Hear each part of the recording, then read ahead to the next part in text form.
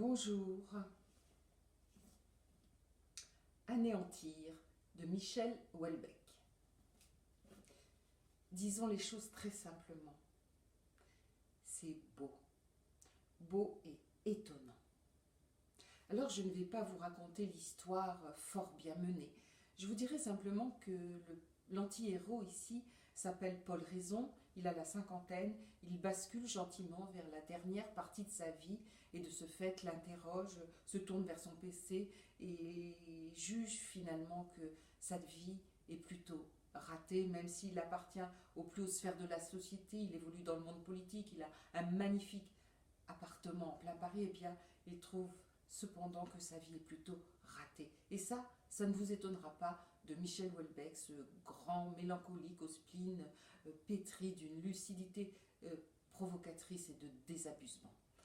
En revanche, il y a une dimension nouvelle dans son écriture qui s'exprime à travers ce personnage qui, à la faveur, si je puis dire, de terribles bouleversements qui affectent sa famille, se prend à reconsidérer toutes les relations avec ses proches. Et là, il est question de respect, de tentative de compréhension de l'autre, de remise en cause personnelle, de réparation, de réconciliation, de tendresse, d'amour, de spiritualité. Donc, il y a là quelque chose de très différent avec une phrase que dit à un moment donné le personnage dans le livre. Il dit, le personnage, je n'ai pas envie d'ironiser. C'est peut-être une clé de ce roman.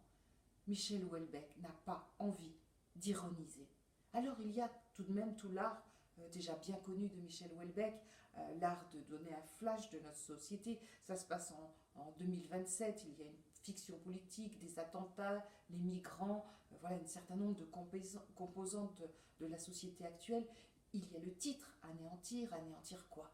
Anéantir cette famille dont il parle, anéantir, il le dit Michel Houellebecq dans ses pages, ce qu'il déteste de livre en livre, à savoir la civilisation occidentale.